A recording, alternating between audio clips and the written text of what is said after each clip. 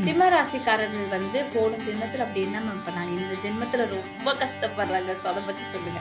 சரி, பொதுவா சிம்மம் வந்து பாத்தீங்கன்னா பூர்வ ஜென்மத்துல அதிகாரம் ம். அப்படின்றது ஒண்ணு இருக்கும், ஈகோ ஆ. அப்படின்றது ஒண்ணு இருக்கும். நான் பெரிய ஆளுன்றதுனால நீ என்கிட்ட அடிப்பணிஞ்சே ஆகணும், ஆமா. நீ எனக்கு அடிமையா இருந்தே ஆகணும். நான் உன்னை வந்து பாத்தீங்கன்னா ஒரு ஸ்லேவ் மாதிரி ட்ரீட் பண்ணிருப்பேன்.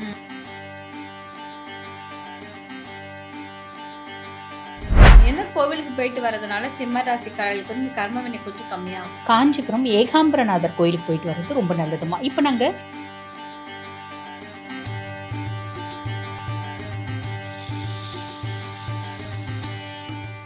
நம்ம எல்லாருக்குமே கர்மா அப்படின்னா ரொம்ப நல்லாவே தெரியும். ஆனா எதனால இந்த கர்மா நம்ம வாழ்க்கையில இப்படி செய்யுது அப்படின்னா நம்ம யாருக்குமே தெரியாது. ஒவ்வொருத்தருக்கும் ஒவ்வொரு விதமான கர்ம வினை செயல்பாடுகள் மூலமா அவங்க கஷ்டப்படுவாங்க. இந்த கர்மானா என்ன, எதனால அது நம்ம வாழ்க்கைக்குள்ள வந்துச்சு அப்படிங்கிறத பத்தி ரொம்ப டீட்டெயிலா சொல்றதுக்காக இன்னைக்கு நம்ம கூட டாக்டர் அஸ்ட்ராலஜர் தீபா அருளாளன் மேம் இணைந்திருக்காங்க. அவங்க கிட்ட நிறைய விஷயங்கள் கேட்டு தெரிஞ்சுக்கலாம் வாங்க. வணக்கம் மேம். வணக்கம். எப்படி இருக்கீங்க? நல்லா இருக்கேம்மா, நீங்க நல்லா இருக்கீங்க? நல்லா இருக்கு மேம். மேம் இன்னைக்கு நம்ம வந்து கர்ம வினை பத்தி பார்க்க போறோம். எனக்கு இந்த கர்மால வந்து ரொம்ப ஒரு பெரிய சந்தேகம் என்ன அப்படின்னா, எனக்கு மட்டும் உடனே கர்மா வந்து நடந்துருது மேம். ஆனா நான் கண்கூட பார்க்குறேன் நிறைய பேர் எவ்வளோ பெரிய விஷயம்னாலும் அசால்ட்டா பண்ணிட்டு ஜாலியா சுத்துறாங்க. இப்போ வரைக்கும் இந்த கர்மா வந்து அஃபெக்ட் ஆகுதா அப்படின்னா ஆக மாட்டேங்குது.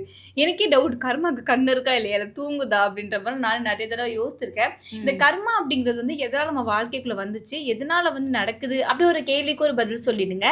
அது மட்டும் இல்லாம இந்த கர்மா எப்ப மேம் அவங்களுக்கு ஆக்டிவேட் ஆகும், அதை பத்தி எங்களுக்கு விளக்கமா சொல்லுங்க. கண்டிப்பாம்மா. பொதுவா இந்த கர்மிக் எஃபெக்ட்ஸ் அப்படிங்கிறத வந்து பாத்தீங்கன்னா, கர்மா அப்படின்றது நல்ல கர்மாவும் உண்டு, கெட்ட கர்மாவும் உண்டு. ஆமா. இப்ப நீங்க மீன் பண்றது வந்து பாத்தீங்கன்னா கெட்ட கெட்ட கர்மா. கர்மா. நான் ஏதாவது கெட்ட செஞ்சதா உடனே எனக்கு வந்து ஆமா. பாத்தீங்கன்னா பிரச்சனை வந்துடுது. ம். ஒரு சிலர் எவ்வளவு கெட்ட செஞ்சாலும் சந்தோஷமா இருக்காங்க அப்படின்னு தான் கேக்குறீங்க இல்லையா?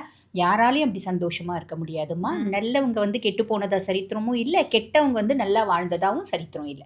காரணம் என்ன, இப்ப இதை நம்ம சொல்லும்போது ஆரம்பத்திலேயே சிலர் கமெண்ட் போடுவாங்க, கெட்டவங்க தான் நல்லா வாழறாங்க அப்படின்னு. சத்தியமா மேம். இல்லம்மா, அது உண்மை கிடையாது. ம். பொதுவா வந்து பாத்தீங்கன்னா 3 விஷயம் வாழ்க்கையில வந்து தோத்து போனதா சரித்திரமே கிடையாது. அது என்ன அப்படின்னா, நம்ம நல்லவங்களா இருந்தா நம்மளுக்கு கெட்டது நடக்காதும்மா. ம். ம். கெட்டது நடக்கிற மாதிரி தோணும், ஆனா கண்டிப்பா நம்ம நல்லா இருப்போம். சரிங்களா? 2வது வந்து பாத்தீங்கன்னா, நம்மளோட முயற்சியும் உழைப்பும் என்னைக்குமே தோத்து போகாது. 3வது நம்மளோட இறை வழிபாடு. இறை வழிபாடு தோத்து போனதாவும் சரித்திரம் கிடையாது. அப்படி இருக்கும்போது நீங்க கேட்குற மாதிரி ரொம்ப தப்பானவங்க ஓஹோன்னு வாழறாங்களே அப்படின்ற எண்ணம் இருக்கும். ரொம்ப தப்பானவங்க எவ்வளோ ஓஹோன்னு வாழ்ந்தாலும் சனி எப்ப சரியில்லாம வரான், கோச்சார பிரகாரம் சனி பகவான் வந்து பாருங்க 7 நாட்டு சனியா வராரு, அஷ்டம சனியா வராரு, அர்த்தாஷ்டம சனியா வராருன்னு போது நீ என்ன தப்பு செஞ்ச, அந்த தப்புக்கு எல்லா அளவும் வந்து பாத்தீங்கன்னா நான் பஞ்ச வைக்காம அதுக்கான பனிஷ்மெண்ட்டை கொடுத்துருவேன்ப்பா. உன்னை எங்க அடிச்சா வலிக்கும். பொதுவாக வந்து பாத்தீங்கன்னா, நான் ஒரு தப்பு செஞ்சேன், என்ன வந்து பாடாப்படுத்துறதை விட என் குழந்தைங்க மேல இம்பாக்ட் வருது அப்படின்னும் போது, அவங்களோட வாழ்க்கையில ஒரு ப்ராப்ளம் வருது அப்படின் போது நான் ஒரே முட்டை நொந்து போயிடுவேனா? கண்டிப்பா. அப்ப உன்னை எங்க அடிச்சா வலிக்கும்னு சனிக்கு தெரியும். ம். உன்னை அடிச்சா வலி ஜாஸ்தி வருமா, இல்ல உன்னை சார்ந்தவங்களை அடிச்சா வலி ஜாஸ்தி வருமா? ஒவ்வொருத்தவங்களுக்கும் ஒரு வந்து பாத்தீங்கன்னா ஒரு வீக்னஸ் அப்படின்றது கண்டிப்பா இருக்கு. கண்டிப்பா. ஒவ்வொருத்தவங்களுக்கு வந்து பாத்தீங்கன்னா அவங்களோட கேரக்டர் வீக்கா இருக்கலாம். ஒவ்வொருத்தவங்களுக்கு அவங்களோட குணாதிசயங்கள், எனக்கு ஆடம்பரமா வாழணும், தப்பான வழியில போகணும், சம்பாதிக்கணும், அந்த மாதிரி ஒரு வீக்னஸ் இருக்கலாம். ஒரு சிலருக்கு வந்து பாத்தீங்கன்னா என் குழந்தை தான் என்னோட வீக்னஸ்.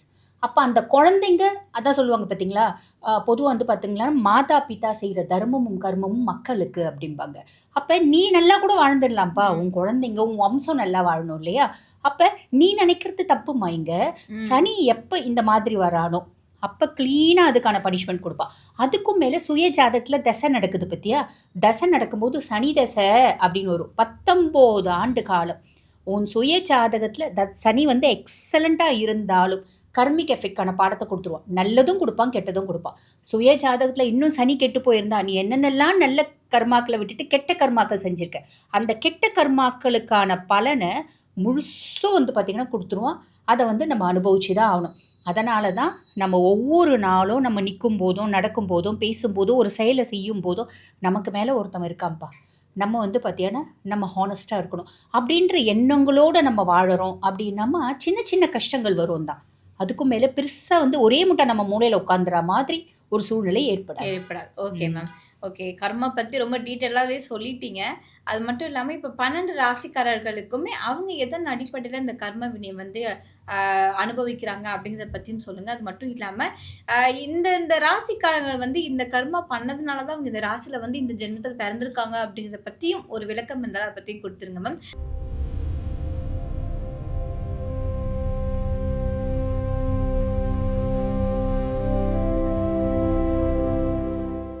மேம் அடுத்ததா சிம்ம ராசி பத்தி பார்க்க போறோம் மேம். ம். சிம்ம ராசிக்காரர்கள் வந்து போன ஜென்மத்தில அப்படி என்ன மேம் பண்ணாங்க? இந்த ஜென்மத்தில ரொம்ப கஷ்டப்படுறாங்க. ஸோ அத பத்தி சொல்லுங்க. ஓ! உனக்கு தெரிஞ்சவங்க யாரோ சிம்மம் இருக்காங்க. இருக்காங்க. சிம்மம் இப்ப கஷ்டப்பட்டதுக்கு காரணம் என்ன அப்படின்னம்மா, அஷ்டமத்து சனி. அதனால கஷ்டப்படுறாங்க. அது கூட இப்ப மாறப்போகுது. சரி, பொதுவா சிம்மம் வந்து பார்த்தீங்கன்னா, பூர்வ ஜென்மத்தில அதிகாரம் ம். அப்படின்றது ஒண்ணு இருக்கும். ஈகோ ஆ. அப்படின்றது ஒண்ணு இருக்கும். கர்வம் அப்படின்றது ஒண்ணு இருக்கும். தான் அப்படின்ற எண்ணம். எனக்கு ஒரு டவுட் மேம். இப்ப இதெல்லாம் பண்றதுனால தான் இந்த ஜென்மத்தில அவங்க கர்ம வினை வந்து அனுபவிக்கிறாங்க. இந்த ஜென்மத்தில அவங்க அப்படிதான் இருக்காங்கன்னா? இந்த ஜென்மத்தில பெரும்பாலும் சிம்மம் அப்படி இருப்பாங்கம்மா.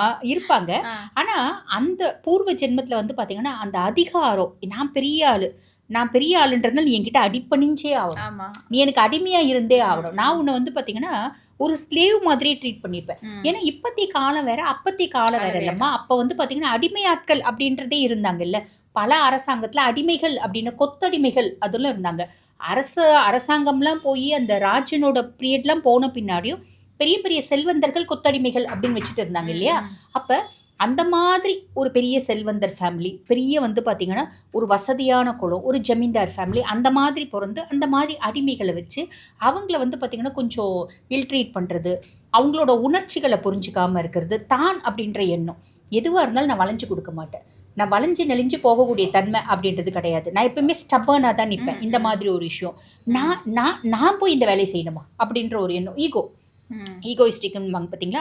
இதனோட கர்மிக் எஃபெக்ட் ரொம்ப ஜாஸ்தி இருக்கும். அதெல்லாம் வந்து பார்த்தீங்கன்னா, அதனோட இம்பேக்ட் வந்து ஒரு 300% இருந்திருக்கும். ம். 300% இருந்ததுனால, அதனோட ஒரு பிரதிபலிப்பா, பாதிப்பா இந்த ஜென்மத்தில சிம்மம் அப்படின்னு பொறக்குறாங்க. ம். ஆனா, நீங்க சொல்ற மாரி இந்த ஜென்மத்தில வந்து பார்த்தீங்கன்னா, பொதுவாவே சிம்மத்துக்கு வந்து பார்த்தீங்கன்னாம்மா, ராசி அதிபன் சூரியன். ம். அப்ப சூரியன் ராஜ கிரகம் ராசி அதிபன் அப்படின்றதுனால சிம்மம் வந்து பார்த்தீங்கன்னா ஒரு கண்ணாடி மாதிரி. கண்ணாடி முன்னாடி நின்னு நம்ம சிரிச்சா சிரிக்கும். ஆ. முறைச்சா முறைக்கும். அழுதா அழும். அது மாதிரி தான் சிம்மம். பொதுவா அவங்க வந்து யார்கிட்டயும் வளைஞ்சு, நெளிஞ்சு இந்த கெமிலியான்ஸ் மாதிரி நடிச்சு அதெல்லாம் பேச மாட்டாங்க. ம். நம்ம சிம்மத்துக்கு நடிக்க தெரியாது அப்படின்னு சொல்லும்போது சிம்மம் என்ன தெரியுமா சொல்லுவாங்க? எங்களுக்கு நடிக்க பிடிக்காது அப்படிம்பாங்க. எனக்கு நடிக்க தெரியாதுன்றத நான் ஒத்துக்க மாட்டேன். எனக்கு நடிக்க பிடிக்காது. ஆ. பிடிக்காது சிலருக்கு. ஓகே. அப்ப இந்த பொதுவா வந்து பாருங்க, சூரியன் நல்லா இருக்கு. சுய ஜாதகத்திலேயே சூரியன் எக்ஸலென்ட்டா தான் நடிக்கலாம் மாட்டாங்க. நடிச்சுலாம் ஒரு விஷயம் வருதுன்னா எனக்கு அந்த விஷயமே வேணாம் அப்படின்னு தூக்கி போட்டு போகக்கூடிய பர்சனாலிட்டிஸ் அப்படின்லாம். அப்ப எதுவா இருந்தாலும் ஸ்ட்ரெயிட் ஃபார்வர்ட். அந்த ஈகோ அப்படின்றது ஒண்ணுமே இல்லாதவங்களுக்கே ஈகோ இருக்கு அப்படின்போது, கண்டிப்பா. இவங்க வந்து பார்த்தீங்கன்னா, நெறைய உயரிய குணங்கள் அப்படின்றதுக்கும் யாரையும் கெடுக்க மாட்டாங்க, யாருக்கும் துரோகம் பண்ண மாட்டாங்க, யாரோட காசுக்கும் ஆசைப்பட மாட்டாங்க, யாரையும் ட்ராப் பண்ண மாட்டாங்க. இது எதுவுமே செய்ய மாட்டாங்க. பூர்வ ஜென்மத்திலேயே அதெல்லாம் செய்யலையே அவங்க. ஆம். அப்ப இந்த ஜென்மத்திலயும் அதெல்லாம் செய்ய மாட்டாங்க. அப்ப அதனால அவங்களுக்கு வந்து பார்த்தீங்கன்னா, பெருசா வந்து இவங்க அப்படிப்பா ஓவர் ஆட்டிட்யூட் காமிப்பாங்க. அப்படின்ற மாரி சிலர் சொல்லுவாங்க. காலேஜ்ல ஃப்ரெண்ட்ஸ்க்குள்ள ஓவர் ஆட்டிட்யூட் காமிப்பாங்க சொல்லுவாங்க. அப்படின்னு சொல்லுவாங்க. பட் இருந்தாலும் வந்து பார்த்தீங்கன்னாம்மா, யாரையும் கெடுக்காம நல்லவங்களா வாழ்வாங்க. இருந்தாலும் இவங்களுக்கு என்ன ஆகும் அப்படின்னா, இவங்களோட ஆட்டிட்யூட், பிஹேவியர்னாலே சில விஷயங்கள், சில சான்சஸ் இவங்கள விட்டு போயிடும்லாம். ம். ஒரு பெரிய கன்சர்ன்ல வேலை செய்றாங்க அப்படின்னு வச்சுக்கோங்களேன். வொர்க் பண்றாங்க. ஒரு கன்சர்ன்ல வொர்க் பண்றாங்க. அப்ப என்ன பண்ணும், ஹையர் அஃபிஷியல் கிட்ட கொஞ்சம் நடிச்சு தான் ஆகணும். கண்டிப்பா. இந்த காலத்துக்கு ஏத்த மாரி, சிச்சுவேஷனுக்கு ஏத்த மாரி கெமிலியோனா மாறி தான் ஆகணும். ம். காக்கா புடிச்சு தான் ஆகணும். செய்ய மாட்டாங்க. செய்யாதனால எவன் ஒருத்தன் காக்கா புடிக்கிறானோ, எவன் வந்து அந்த மாரி பண்றானோ, அவனுக்கு அவனுக்கு வந்து பார்த்தீங்கன்னா, ஆன்செட் ஆப்பர்ச்சுனிட்டீஸ் 10 பேர் எடுக்குறான்னா, ஹையர் அஃபிஷியல் என்ன பண்ணுவான், இவன் பேர தூக்கி போடு, இவன் வேண்டாம். இவங்களுக்கு எல்லா தகுதியும் இருக்கும். ஆனா, இவங்கள வந்து பார்த்தீங்கன்னா, நிராகரிக்கப்படுவாங்க அப்படின்றது உண்மை. எல்லா தகுதியும் இருக்கு, திறமை இருக்கு, புத்திசாலித்தனம் இருக்கு, ஆளுமை இருக்கு, ஒரு நல்ல ஒரு கெப்பாசிட்டி இருக்கு. எக்ஸ்ட்ரீம் வந்து பார்த்தீங்கன்னா, ஒரு பொறுப்பை ஹேண்டில் பண்ணக்கூடிய திறமை இருக்கு. இருந்தாலும் எனக்கு அதுக்கான அங்கீகாரம் கிடைக்கல. அந்த பிரதிபலிப்பு இப்படி வரும். புரியுதுங்களா? புரியுது. அதே மாதிரி இப்போ சொந்த ஒரு கன்சர்ன் வச்சு நடத்துறாங்க அப்படின்னா, இவங்களுக்கு எப்பயுமே ஸ்டாஃப்ஸ்னோட ப்ராப்ளம்ஸ் வரும். ஆன் அண்ட் ஆஃப் இவங்க பயங்கர திறமையா இருக்கும். நிறைய வந்து ஆர்டர் வாங்கிட்டு இருப்பாங்க. ஸ்டாஃப் கரெக்ட்டா இன்னைக்கு போவான், 4 நாள் வரவே மாட்டான். அந்த மாதிரி ஏதோ ஒரு விஷயத்த, அதாவது ஒண்ணு ஸ்டாஃப்ஸ்னால பிரச்சனைகள, தடைகள, இடையூறுகள, பிரச்சனைகள இதெல்லாம் வந்து வேலை செய்ற இடத்துல சந்திப்பாங்க. சொந்த தொழிலா இருந்தாலும் தொழில்ல சந்திப்பாங்க. ஒரு கன்சர்ன்ல வேலைக்கு போனாலும் கூட இருக்கவங்களால ட்ராப் பண்ணப்படுவாங்க. எதனால அப்படின்னா, பூர்வ ஜென்மத்தில ஓவர் அதிகாரம் துஷ்பிரயோகம் நீ பண்ணியிருக்க. ம். ஓவரா வந்து பார்த்தீங்கன்னா, ஆளுமையா இருந்திருக்க, ஈகோயிஸ்டிக்கா இருந்திருக்க. அதனால இந்த ஜென்மத்தில அனுபவிக்கிற அப்படின்னு சொல்லலாம்மா. இவங்க வந்து என்ன பரிகாரம் பண்றதுனால இந்த கர்ம வினை கொஞ்சம் கம்மியாகுமா? பொதுவா வந்து பார்த்தீங்கன்னா, சிம்மம் புடிக்கல அப்படின்னா பேசாம இருந்துறது நல்லது. நல்லது. ரியாக்ட் பண்ண வேண்டாம். இதுதான் வந்து ஃபர்ஸ்ட்டு ஒரு இது. அதெல்லாம் ரொம்ப கஷ்டம். ஆமா. ரியாக்ட் பண்ண வேண்டாம். ம். அமைதியா இருந்துறது நல்லது. புடிக்குதா பேசு. புடிக்கலையா, சரி ஓகே. நான் எனக்கு இந்த இடத்துல இருந்தா எனக்கு நீங்க பேசிட்டே இருப்பீங்க. நான் கம்முனு தூரம் போயிடுறேன். அப்படின்ற மாரி பண்ணிக்கலாம். அதே ம். மாரி இவங்களோட கர்மிக் எஃபெக்ட்ஸ்லேருந்து இவங்க வெளிய வரதுக்கு எக்ஸலன்ட்டான ஒரு பரிகாரம் என்ன அப்படின்னாமா, பிரதோஷ காலகட்டங்கள்ல நம்ம சிவன் கோயில்ல போயிட்டு நான் இருக்கிற மனசுக்கு வந்து பார்த்தீங்கன்னா, எனக்கு கோயில்ல போயிட்டு வழிபாடு பண்ண புடிக்கல. புடிக்கலன்னா கூட கோயில்ல போயிட்டு அமைதியா உட்காரலாம். சிவன் கோயில்ல மட்டுமா நம்ம போய் வழிபாடு பண்ணணுன்ற நெசசிட்டியே கிடையாது. நீ போய் கோயில்ல அமைதியா உட்கார்ற அப்படின்னா கூட அதுக்கான பலன் உனக்கு வந்துரும். ஈசன பொறுத்தவரைக்கும் நீ வேணுனா தான் குடுப்பேன் அப்படின்ற கடவுள்லாம் கிடையாது. நீ வா, நீ வரலன்னா கூட என்ன நெனை போதும். நான் உனக்கான பலன்கள குடுக்குறேன் அப்படின்னு. ஆக பிரதோஷ கால வழிபாடு இவங்களோட கர்மிக் எஃபெக்ட்ஸ்லேருந்து இவங்க அழகா வெளிய வரதுக்கு சூப்பரா இருக்கும்மா. Okay ma'am. எந்த கோவிலுக்கு போயிட்டு வரதுனால சிம்ம ராசிக்காரர்களுக்கு வந்து கர்ம வினை கொஞ்சம் கம்மியாகும்? காஞ்சிபுரம் ஏகாம்பரநாதர் கோயிலுக்கு போயிட்டு வர்றது ரொம்ப நல்லதும்மா. இப்ப நாங்க நெறைய வந்து பார்த்தீங்கன்னா, இந்த சென்னைக்கு கிட்ட இருக்கிறதே சொல்றோம். ஏன்னா நெறைய பேர் வந்து சென்னைக்கு வராங்க. பக்கத்துல ஆமா. காஞ்சிபுரம்லாம் நெறைய பஸ் டிராவல்ஸ்லாம் இருக்கு. அதனால ரொம்ப ஈஸி. அதனால வந்து பார்த்தீங்கன்னா, நாங்க இங்க நியர்பை இருக்க கோயிலே சொல்றோம். அத விட்டா கும்பகோணம் ரொம்ப தூரம் இல்லைங்களா? அங்க சொல்லுவோம். இப்ப காஞ்சிபுரம் ஏகாம்பரநாதர் ஸ்தலம். இங்க போயிட்டு வழிபாடு பண்ணிட்டு வர்றது ரொம்ப அருமையான பலன்கள குடுக்கும். Okay ma'am. இன்னைக்கு சிம்ம ராசி பத்தி பார்த்தோம். சிம்ம ராசிக்காரர்கள் போன ஜென்மத்துல என்ன பண்ணதுனால இப்ப இந்த கர்ம வினை வந்து அனுபவிக்கிறாங்க அப்படிங்கிறத ரொம்ப டீட்டெயிலா சொன்னீங்க. அது மட்டும் இல்லாம இந்த கர்ம வினை கொஞ்சம் கம்மியாகறதுக்கு என்ன பரிகாரம் பண்ணணும், எந்த கோவிலுக்கு போணும் அப்படிங்கிறத பத்தியும் டீட்டெயிலா சொன்னீங்க. நன்றி மேம். நன்றி.